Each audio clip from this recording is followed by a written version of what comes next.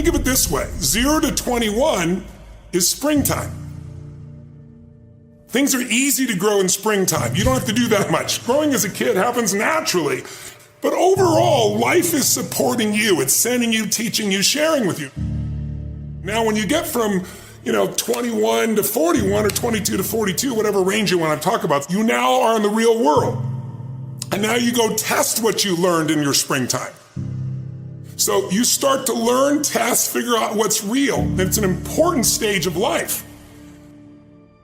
42, 43 to 62, 63 is the power of your life. If you worked hard in the spring and the summer and you put yourself out there and you planted, it's a reaping time. It's a time when you really become a leader. And then if you're lucky, you go from 63 to 83 and maybe 83 to 103, and you have an extended final season of your life where you get to be the mentor, you get to share. You get to make a difference. And maybe towards the end of your life, people look out for you again after you looked out for everybody else. That's kind of the cycle of life. What if you're born in 1910? World War I ends, the world looks like it's a great place, new technology, cars, radio, and then what happens? An explosion of abundance, the roaring 20s, and so you're a kid, you're 14, 15 years old, and you're like, I can't wait to get a car, to go. But what happened when that person hit the next stage of life at 19, 20, 21 years old? As they came of age, it's 1929. And suddenly, people are jumping out of buildings, total depression, dust bowl, nobody's got jobs. It looks horrific, and it was horrific. But did they get a break? No, when they turned 29, it's 1939. It looked like the whole world was going to end. Hitler was sweeping across Europe, bombing London. It literally looked like the world as we know it was over. This is what gives me great optimism for everyone watching here. Winter's not forever. No pandemic lives forever. Everything changes and everything ends. And the good news about winter is it's always followed by springtime. What follows the night? The daytime. What a cool way to set it up if you were God or the universe.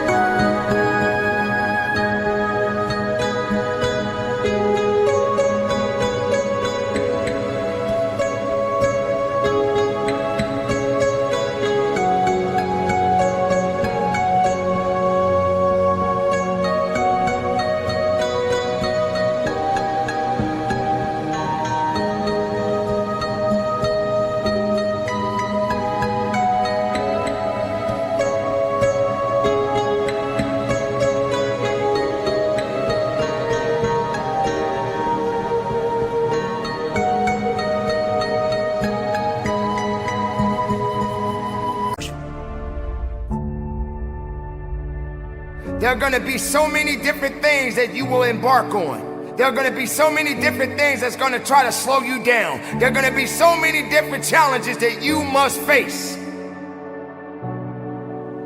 But instead of running away from the challenge, run towards the challenge.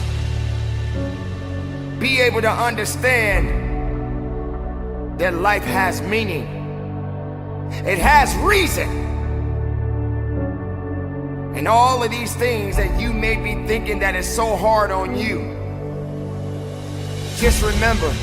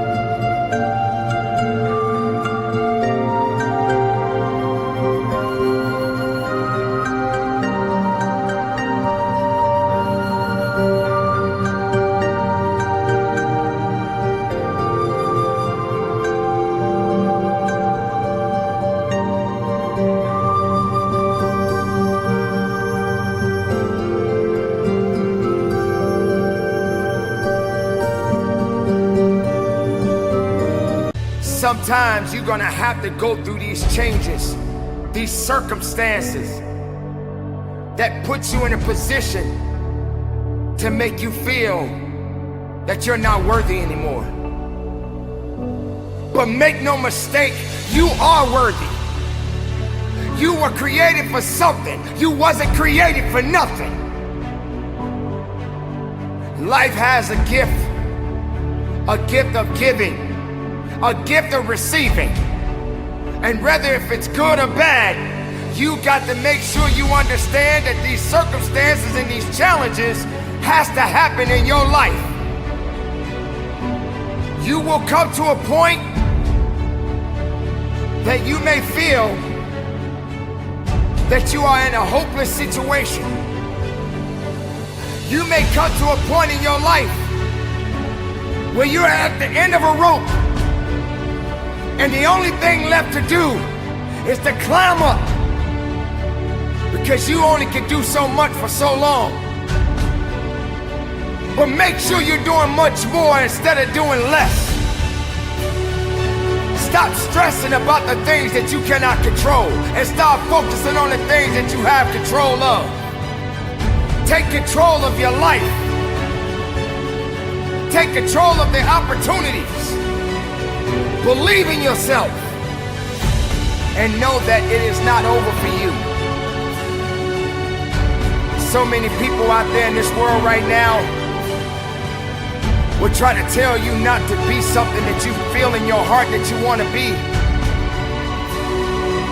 So many people out there right now are miserable, and they'll try their best to take you with them. Do not let misery control the life that you have. Do not let anyone tell you how to live it. Do not let anyone validate your purpose. Do not let anyone validate your destiny. Someone told you a long time ago that you wasn't worthy. Someone looked you in the eye and said you wasn't gonna make it. I say to you right now that you will make it. I say to you right now that you must make it. I say to you right now that you must tell excuses, fear, and doubt that it has no place in your place of business. For this is your life that you are fighting for. This is your life that you are living for. And make no mistake, no one is gonna do you better than you. Don't wait for something to happen. You make it happen. You make it happen for a reason. And take full responsibility and control of this thing we call life.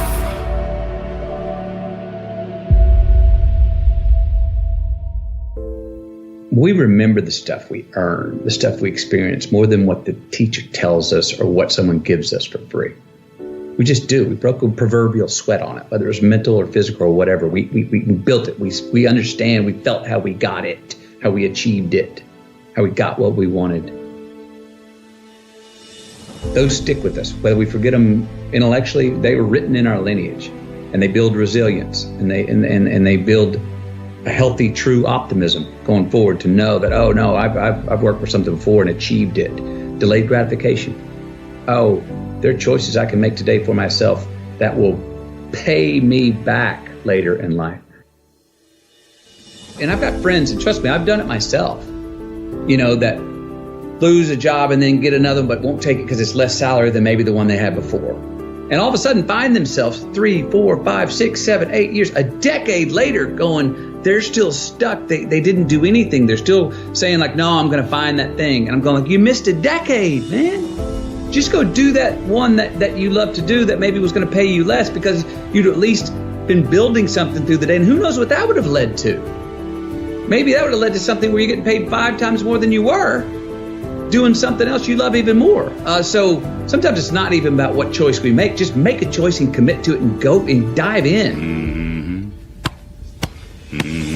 So while we're here, and they're going to run across the Jumbotron, let's make it a place where we break a sweat.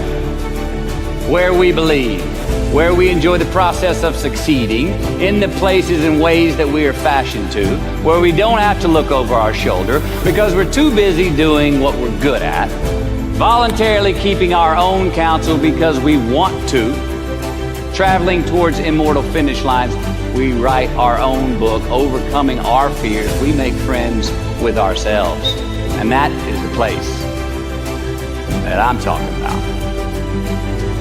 From the soles of your feet, with every ounce of blood you've got in your body, lay it on the line until the final whistle blows. And if you do that,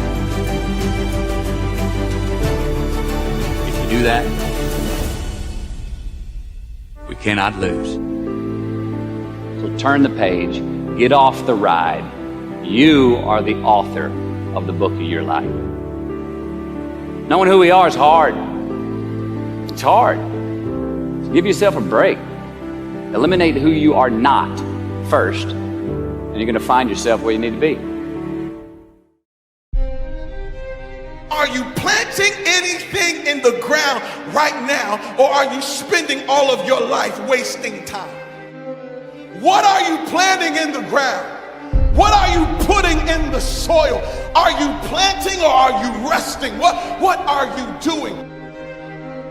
Now is the time to develop a legacy mindset. What is a legacy mindset? It is a way of thinking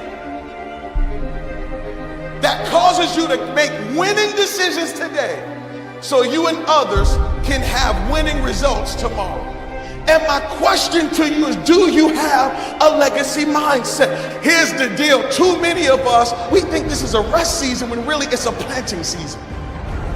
This is the season to put some seed in the ground. Every decision you make is putting seed in the ground. Now is the season to plant seeds of prayer. Now is the time to plant financial freedom seeds, where you're planting a tree of financial freedom so that later on your children's children and your community will walk by a tamarisk tree of financial freedom. Plant in this season. Now is the time to develop a legacy mindset. Good times create weak people. Weak people create bad times. Bad times create strong people. Strong people create good times. My whole thing is leaders anticipate, losers react. If you can anticipate what's coming, you can really take advantage. If you wait till it hits you, you're in trouble. The biggest problem people have is they think they're not supposed to have any. Problems are the fuel for growth. It's like if you don't have any problems, you're either a liar or you might call them challenges. It feels better. I understand that. Anybody who doesn't have problems is either totally asleep at the wheel or they don't have much of any kind of a life. But then there's fulfillment. And fulfillment is living what you're made for. Is it a lack of confidence? No, it's a lack of mission. I like winning. I like being the best at what I do. So I'm not going to settle for less than that. Why would I? Michael Jordan making 1,000 shots before you take a break. So you look at Jordan, or you look at, LeBron, or you look at anybody who's the best in the world at what they do, and you go, aren't they lucky? But if you actually study them, you'll see they're doing things, they're practicing in private things that make them certain in public, and they get rewarded for what they do in public. Yeah. And you got to do the same. When you just know you're going to mess up, it's not going to be perfect. You're going to forget that line that you really wanted to say, but just put all the energy on the audience.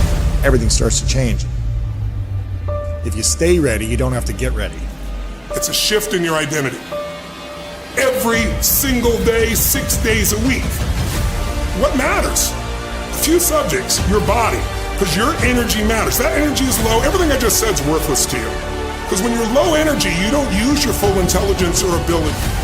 You need emotion. If you don't know how to master your emotion start wars. Emotion creates peace. Emotion gets you children. Emotion is what can make that business work or fail. And most people don't know how to direct their own emotions. Let me be conscious about feeding my brain things that are going to give me not only inspiration, but insight and skill and tools. 68% of the Fortune 1000 were started in either a recession or a depression. Well, the first skill you gotta master to be great is the ability to recognize patterns. When humanity recognized the pattern of the seasons, the whole world changed. Because we went from hunter-gatherers trying to survive from place to place where we're exposed to everything, to wait a second, if we plant in the springtime, we protect in the summer, we reap in the fall, and then we hang on to some of that so we can live through the winter. That created communities for the first time, and then eventually cities and states and countries. So that changed the world.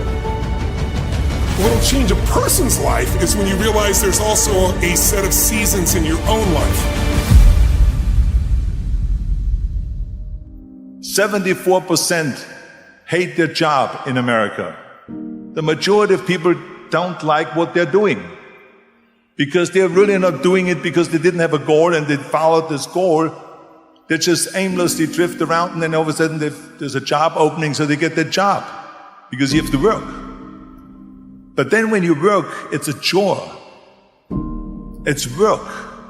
It's not fun. So if you think about only a quarter of the people really enjoy what they're doing in life, that is unbelievable if you think about it. So I felt so blessed that I knew what I was doing.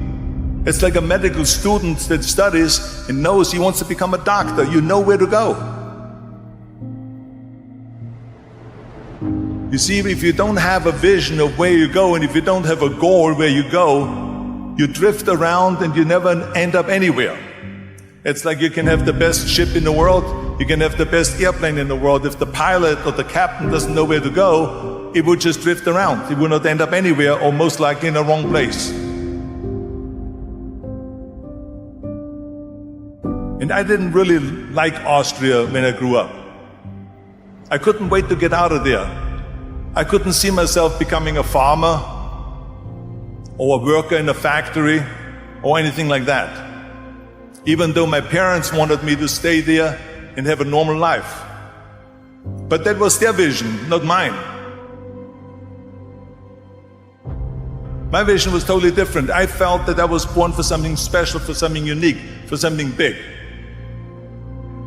Do you know how great it felt that I knew where I was going? Imagine the majority of people don't know where they're going. I knew where I was going. So it was just a question of how do you do it? I'm shooting for a goal. In front of me is the Mr. Universe title. So every rep that I do gets me closer to accomplishing that goal, to make this goal, this vision turn into reality. Every single set that I do, every repetition, every weight that I lift will get me a step closer to turn this goal into reality. So I couldn't wait to do another 500-pound squat. I couldn't wait to do another 500-pound bench press. I couldn't wait for the next exercise. Maybe it has never been done before. That's perfectly fine with me. But I'm gonna do it. And I did not listen to the naysayers. With the age of 20, I went to London and I won the Mr. Universe contest as the youngest Mr. Universe ever. And it was because I had a goal. If I would have listened to the naysayers, from bodybuilding to show business to politics, I would not be standing here today, talking to you. So this is why I say don't listen to the naysayers. I've never ever had a plan B. I would do the work over and over and over until I get it. It is very dangerous to have a plan B because you're cutting yourself off from the chance of really succeeding. And the reason, one of the main reasons why people want to have a plan B is because they are worried about failing. We all fail. Winners will fail and get up, fail and get up, fail and get up. You always get up. That is a winner. That is a winner.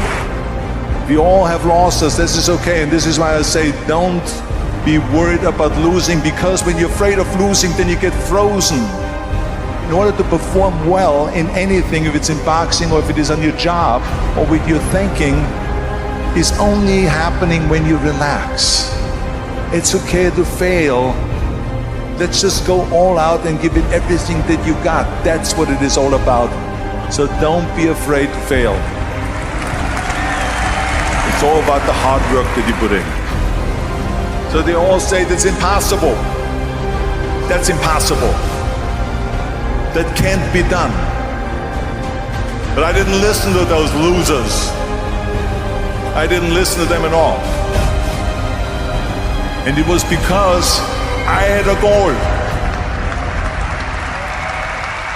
Because I believed. The first thing I do every single morning is I go in freezing cold water. And when you jump in, it never feels good to go in, but getting out, you feel incredible. But I do it for a different reason. I do it to train my brain to say, when I say now, it means now. When I say go, we go. I don't stand there because it's cold and go maybe in a minute when I'm ready. But I always do it because I've trained my brain. This is how we work. And if you train your brain to do that every single day, then it'll do it on the more difficult and important things in life. But the essence of it is, I change my body radically, and I do 3 things to make sure that my brain is primed. And what I mean by primed is, most people think their thoughts are their thoughts, Lewis, and you and I know better. Most people just don't understand that you are being primed all the time, and unless you prime yourself, you're going to be primed by the environment. So I want to take control of my brain. So I do 3 quick things. 1, I take 3 minutes of those 10 minutes after I've changed my body, and I focus on 3 different events in my life that I'm grateful for. I usually pick 2 big ones and 1 small one. It could be as simple as a smile on my daughter's face, and it changes your biochemistry. Then real fast, I do this 3-minute process that's kind of like a blessing, and then 3 minutes, the last 3 minutes are called 3 to Thrive, where I focus on 3 things I want to accomplish, but instead of thinking I want to accomplish, I see, feel, and experience it as done. I feel grateful, I celebrate it, and it trains your brain. So in 10 minutes, I'm done. 3rd thing that I'll do, I immediately send a message or a text or an audio message to somebody as a sincere compliment. And I don't go, dude, great job, or wow, you're cool. I say, hey, listen, I saw you on Tuesday with those kids, and I saw you take that extra 20 minutes no one else did. And I just want you to know, I saw that, I thought that was incredible. So I'm always very specific so they know it's not just some positive thinking bullshit call, it's sincerely doing it. It makes me constantly look for the good in the people I work with. 4th thing I do is whatever I don't want to do, the most challenging part of the day. What's a story we all love? It's the comeback story. It's the comeback, it's the Rocky, it's that music where all of a sudden you step back up and you take control and rock. Good times create weak people. Weak people create bad times. Bad times create strong people. Strong people create good times. Somebody saying, Pastor, I love this legacy thing, but I'm only 25. I got no kids. What does legacy got to do with me? Pastor, I mean, I'm about 73. You done missed the legacy sermon. I should have got it 20 years ago. My day's done, so there's nothing left. Maybe you're 40 years old, you said, Pastor, I got this mess over here, this mess over here. Legacy ain't got nothing to do with me. Let me tell you why legacy hits everybody. We have all had to deal with the struggle that we inherited from someone else's legacy and not ours. And the question is, are you going to set a new legacy and plant a new tree? Or are you going to sit by and just inherit the mess that somebody left for you? You have obstacles that are generational, and you don't know that they're generational because somebody left a legacy of pain and trauma that you have inherited. And unless you develop a legacy mindset, you'll never accelerate the way God wants you to. You're not going to tell nobody how to get out of that situation. So you cool with you having money and everybody else being broke. That you don't have a legacy mindset. A legacy mindset says, me making it is not enough. My kids doing well is not enough. Me praying is not enough. I'm not gonna stop until me becomes we. Now is the time. When we talk legacy, we are talking about moving just me making it and I'm good and I'm straight to nah, I got too many people not making it in. See, y'all thinking about a pandemic. It ain't got nothing to do with a pandemic. It's about a legacy mindset. I'm a Bullock, last name Bullock. Well, as a Bullock, we preach, we sing. I got a nephew, niece singing, preaching, all kind. We birth singing. But then there's some other stuff that come with Bullock. Some struggles, some habits, some appetites that goes through the family. And what bothers me is nobody told me. Nobody told me. They told me about the preaching. They told me about the singing. But some of that other stuff, they forgot to tell me that this thing I'm fighting was my great-great-grandfather's fight. Y'all didn't tell me that part. Y'all told me he could sing, but you didn't tell me he had this struggle. And so now we got a generation of people who have a struggle that they inherited because nobody wants to tell them this is the thing that was planted in your life. And I'm sorry I never told you, but I planted that thing a long time ago. And the reason why your coping mechanism is under this particular tree is because that is what I planted. You can plant a new tree. You don't have to keep that seed, that tree there. You can pull that thing up and put something else in the roots. That's why legacy has to matter to you, because it's time to plant something new. I went to Berklee College of Music for 2.5 years. I didn't take school very seriously. School wasn't necessarily something that I just was into. So I dropped out of school. I just started doing a little community college class here, a little community college class there, a little class here, a little class there. What happened was my mother graduated from college. My mom, you gotta understand, my mom started as my cafeteria lady when I was in 3rd grade. In 3rd grade, I showed up to school. My mother was the cafeteria lady. I watched my mother get her GED. And then after she got her GED, she went and started to pursue higher education in college. And my mom went from being the cafeteria lady to being in the classroom. And my mom, to this day, is the longest tenured teacher in that school. They gave her the most difficult classes, difficult kids, difficult cases. She went from the cafeteria to the classroom, and I went to my mother's graduation. When I saw my mother graduate college, oh, she planted something in my heart. She planted something in my life. And so I made a decision that before my first child was born, I was going to graduate college. My daughter was born in 2014 of September 2014, my daughter was born. I graduated from college December 2014. I graduated. I had my baby in my hand with my cap on, my gown on, and my degree. What happened was somebody said, I'm going to plant a seed of graduates in this family. I don't want us to be a family of GEDs.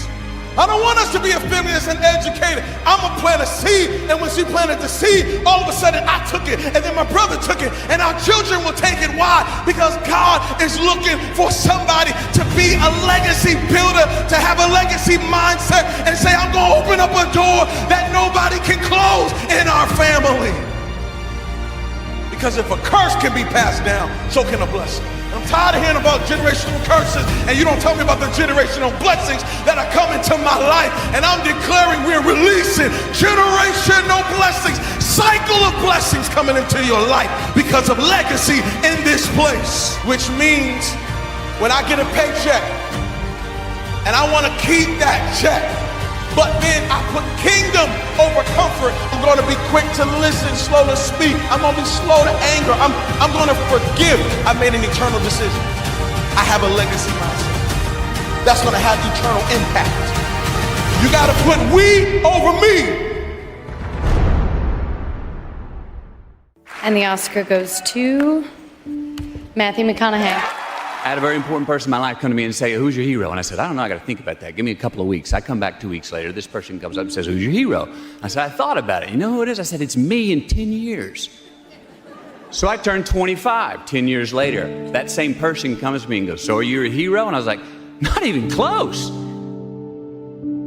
No. She said, why? I said, because my hero is me at 35. So you see, every day, every week, every month, and every year of my life, my hero's always 10 years away. I'm never going to be my hero. I'm not going to attain that. I know I'm not. And that's just fine with me because that keeps me with somebody to keep on chasing. So to any of us, whatever those things are, whatever it is we look up to, whatever it is we look forward to, and whoever it is we're chasing, to that I say amen. To that I say, all right, all right, all right. And to that I say, just keep living, huh? Thank you. Nobody has ever choked? I have. You know what I'm talking about, fumbling at the goal line, stuck your foot in your mouth once you got to the microphone, had a brain freeze on the exam that you were totally prepared for, forgot the punchline to a joke in front of 4,000 graduating students at the University of Houston commencement. Or maybe you've had that feeling of, oh my God, life just cannot get any better than this moment. And ask yourself, do I deserve this? Now what happens when we get that feeling? Tense up. We have this sort of outer body experience where we are literally seeing ourselves in the third person. And we realize that the moment just got bigger than us. You ever felt that way? I have. And it's because we have created a fictitious ceiling, a roof, to our expectations of ourselves. A limit where we think it's all too good to be true. But it's not. And it's not our right to say or believe it is. We shouldn't create these restrictions on ourselves. A blue ribbon, a statue, a score, a great idea, the love of our life, a euphoric bliss. Who are we to think that we don't deserve or haven't earned these gifts when we get them? It's not our right.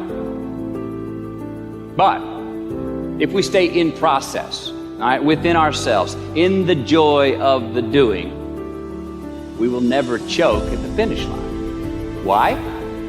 Because we aren't thinking of the finish line. Because we're not looking at the clock. We're not watching ourselves on the Jumbotron performing the very act that we're in the middle of. No, we're in process. The approach is the destination, and we are never finished. Bo Jackson, what do? He used to run over the goal line, through the end zone, and up the tunnel. The greatest snipers and marksmen in the world, they don't aim at the target. They aim on the other side of the target.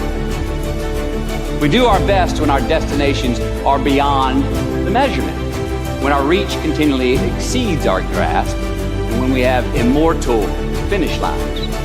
And when we do this, the race is never over. The journey has no port.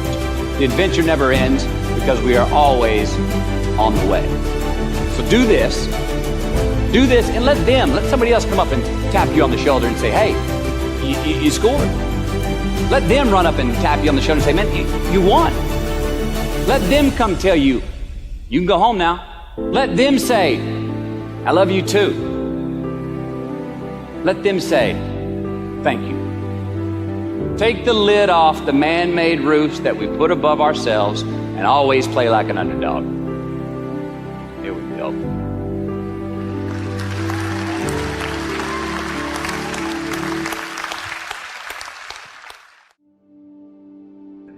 Responsibility of freedom and the freedom in responsibility. Life's more than just straight Saturdays with as much cake as you want to eat. It just is. You will see how long you last doing that if you really do it. You won't last that long.